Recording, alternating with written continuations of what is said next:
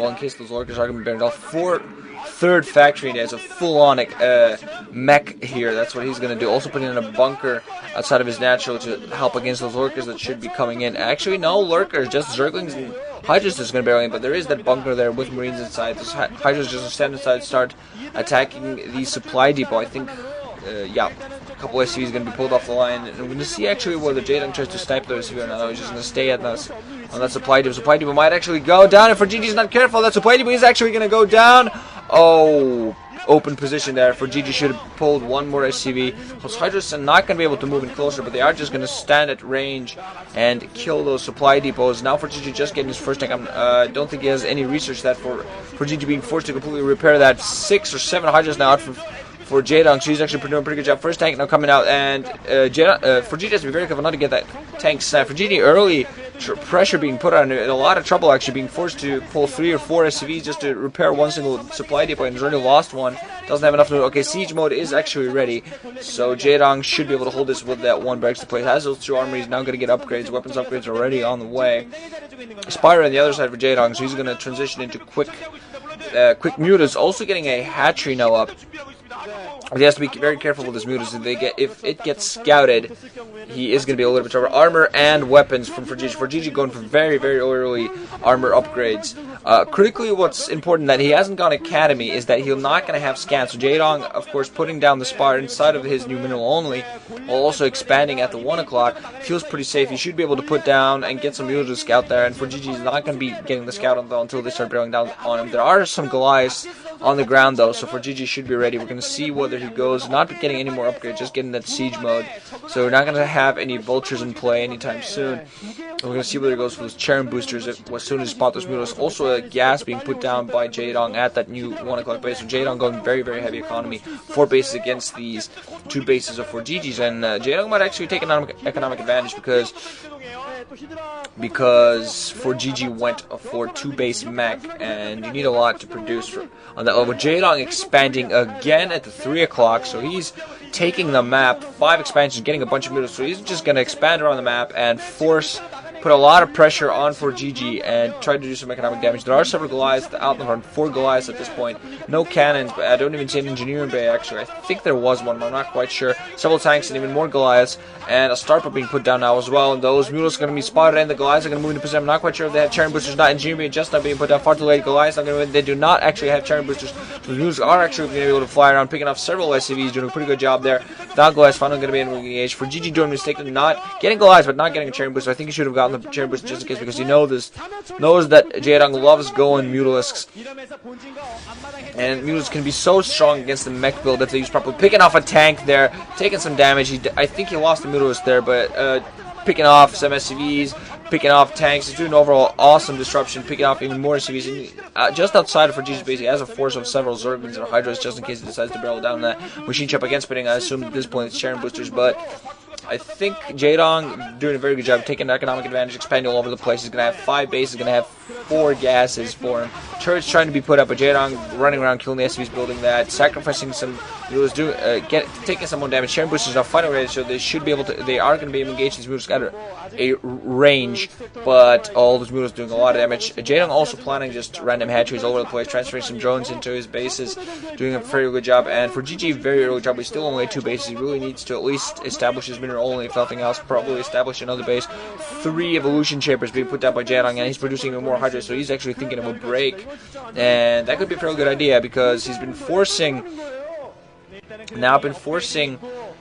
for Gigi to get Goliaths. Mind you, for Gigi now has 1-1 upgrades and now getting to the science facility, so he can go for a quick upgrade to 2-2. And of course, with mech with upgrades, they rip all Zerg to shreds. Now he's again going to attack the natural.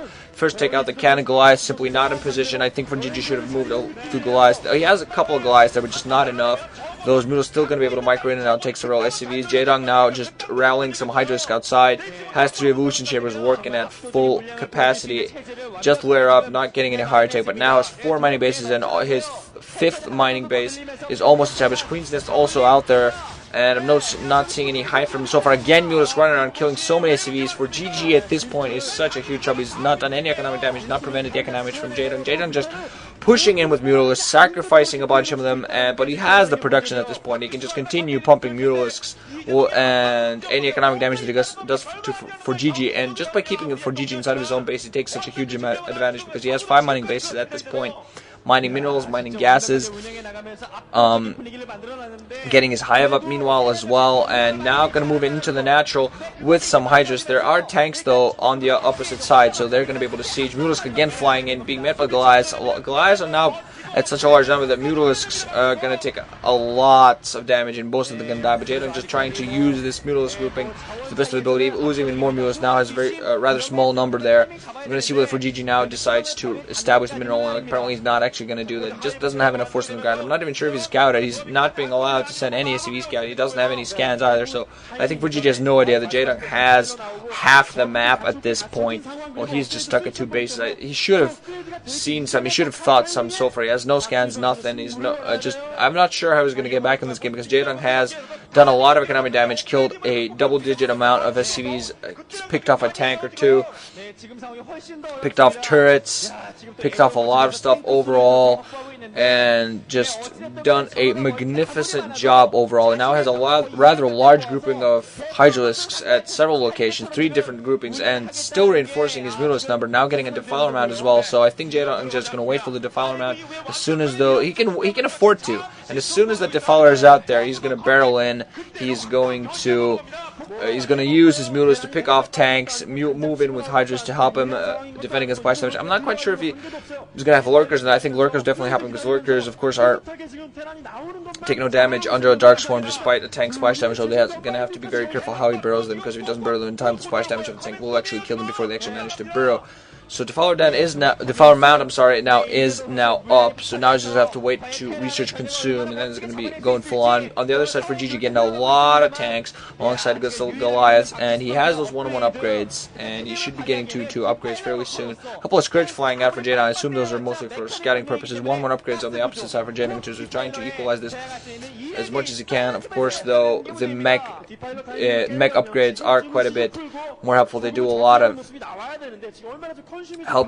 do a lot of damage to Defiler Man. They're pulsating, which means pulsating. Second Spire actually being put down by Jaedong, so he's alongside also going for full air upgrades. I saw that his Spire was actually pulsating, and when something is pulsating for a Zerg, that means that there are actually going to be upgrades going on. And on the upside, the Hwaseung Lurker is now going to move in on towards his temples, and there is a Defiler there as well. So now Jaedong is apparently thinking of going for Elko. We're going to see whether he goes from both sides, because if he manages to move in a pincer, he's going to be able to do a good job. He's forcing for Gigi to move a lot of tanks and Goliaths into the back position. He hasn't actually taken the temple out. We're going to see now whether he goes from the front instead and just actually goes from 2 directions to completely force and surround Fujiji. Lots of consumes now going off, so Jaedong is just getting ready to throw off a crap load of Dark Swarms. The Goliath protecting the natural, but for Gigi in such a huge amount of trouble. Some Mutalisk in the air as well. We're going to see Jaedong's going to be able to attack with such a large mass of force. He has a lot of hatcheries everywhere, and so look at all those idle larvae. It just shows Jaedong's having too many bases. 2-2 upgrades for Gigi though, so now Jaedong has to be a little bit careful. Now for Gigi's Goliaths are a deadly force to be reckoned with. Let's not even mention his tanks. Quite a few Lurkers alongside those Hydras though for Jaedong. We're going to see a couple of Defilers there as well. For Gigi now moving out with his tank and Goliaths, going to use his Goliaths to block. I think what for Gigi actually would have been rather helpful for him to use to get some mines to help him protect himself. But now, okay, Dark Swarms are going to go down. Some Lurkers going to be able to bury onto that. So another Dark Swarm. Lurkers are going to be able to get under that as well before the tanks manage to blow them up. And now the Goliaths being forced to retreat. Some Lurkers again trying to come in. Some scans all going off, and some of those further Lurkers doing a pretty good job of being picked off by for Gigi. For Gigi using his Goliaths pretty well to hold back the forces of Jaedong, losing a few of his forward tanks, but overall keeping a rather large mass of his forces still alive and clumped up. Now he has to be careful. He's got to establish another base. I'm not really sure. I don't even know if he's